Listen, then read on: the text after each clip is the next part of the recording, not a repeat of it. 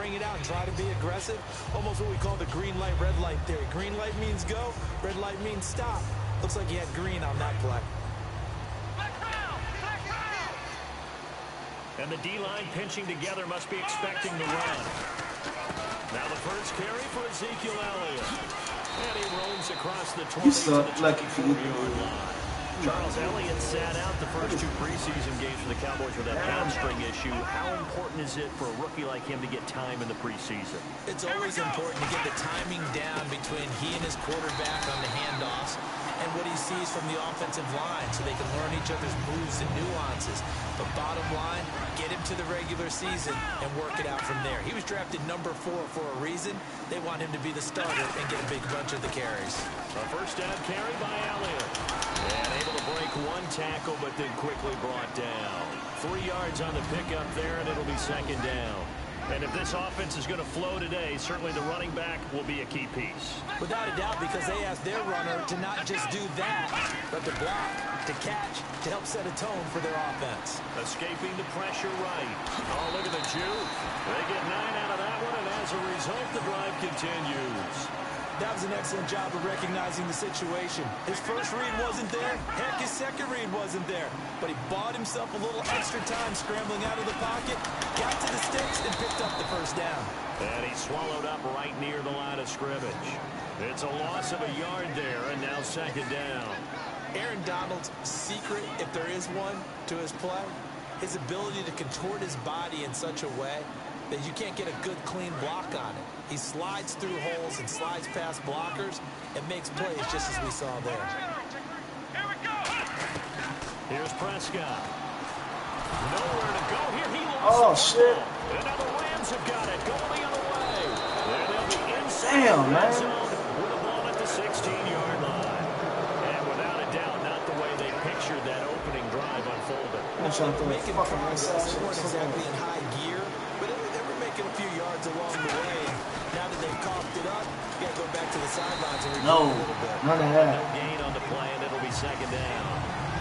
And this offense certainly hoping that a veteran wide receiver in Britt can set the tone here in this one. And we've seen better maturity out of him as his career has gone on, but no lack of speed. He can still get deep and hurt a defense. Here's Goff now on second down. That's complete to his tight end. This is Lance Kendricks. What's up, man? Good for 10 yards. And that's going to make it third down and less than a yard. When you execute a drag or a crossing route really well and give them a chance to let it develop a little bit, you can gain some significant yardage hitting your tight end on that one. Got a man. It's his tight end, Lance Kendricks. 4 yards on the play, and that leads to the first and goal. He's in his sleep. Time in college football, where receivers weren't running the traditional NFL route tree. Oh, okay. One thing they did learn, I should have came in the motion did something. I walked over. and set up and catch the ball. I think we just saw that there. Went to Courtney's house, but I left. It's a loss of a yard, and it'll be second down. Defensive coaches love it when they don't do it. Yeah. Because one, I wasn't trying to wait 20 fucking hours for some weed. And the Rams are going to take a first quarter lead. And a play fake down near the goal line here worked out. Why don't you just wait till she get up? Fuck no. I got shit to do. They can go to that play action pass. You see the end result. Usually a touchdown. Is that harder? Is the play fake harder to defend for the defense near the goal line or no? Because there's not as much room to work with it? It is harder because down near the goal line, you're thinking much more of a running play, especially if people run out big formations. So it is harder to defend. The Cowboys offense marches onto the field, and for them, I think the biggest story this preseason, maybe the biggest preseason story across the league, has been Dak Prescott. It wasn't that long ago, during the preseason, we were discussing about what Dallas would do for a backup quarterback behind Tony Romo. Would they go out and get a veteran? Would they have to make a trade? Instead, now, we're just talking about Dak Prescott looking like he solidified himself as the number 2 guy. And a look at the defense now. Shift together here from the D-line. Now Prescott. And he's got his man in stride, complete. And he's able to get out to the 32, brought down there. No matter how you evaluate quarterbacks, at some point arm strength is going to come into the conversation. I'm really impressed by what I saw on that throw on the out route. drop to throw it. He's going to air one out. He couldn't quite hold it. Got hit. Ball pops out. Incomplete. On every offensive coordinator, every play caller sheet, they have about 5 or 6 plays per game that they call shot plays or big plays. And you don't get many opportunities to dial them up, and they just did. And they drop it with a great chance to make a big play. That's going to hurt. They give them 13 yards there on the play and a fresh set of downs. Never make the mistake that the slot receivers, especially the little guys like we're watching here, are just quicker than fast. A lot of them combine quickness and speed, and they catch a lot of footballs, as we just saw there. Going up top. Now a clash of bodies here, and it's intercepted. A great read, and it's picked off. And a big turnover there as his guys will get the football back. And now out on the field, here comes Los Angeles.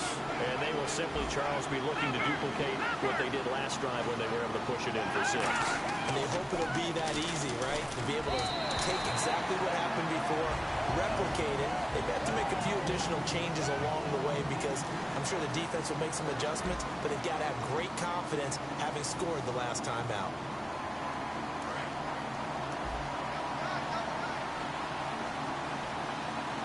The one running back is Gurley. Now they'll run it on the toss. Able to get away. That's right, keep the legs churning. Just a couple there on the second down run. Now they're staring at a 3rd and 8 situation. Partner, we know today's NFL is really built around the guy throwing the football. But these short runs, they still pay dividends because they can take their toll on a defense and they can add up as the game goes along. You control the clock, you control the ball, and that way you often control the game. Gone, and they'll set up the screen to Gurley.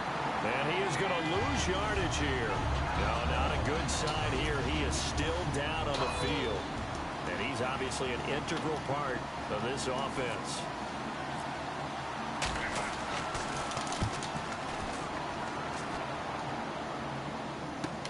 Fielded just inside the 30. 12 yards on the return that time. And the offense will come back onto the field for the 1st and 10. Here's the Dallas offense now heading back out onto the field. And following the interception, we'll see what they can put together on this drive. I can hear my old college coach right now. He always used to tell us before every game, the team making the fewest mistakes will win. What they're hoping is that last mistake is their only one of the game. Coaches, that's all they talk about, turnovers, right? Minimizing those and maximizing opportunities. A 1-yard gain can look like a disaster, but it all depends on how the game is going. Is it a series of 1-yard gains running the ball? If that's the case, you might have to start thinking about throwing it a little bit more. But if it's just the occasional 1-yard run, hey, congratulations to the defense. They won that one. Come back and get them the next time.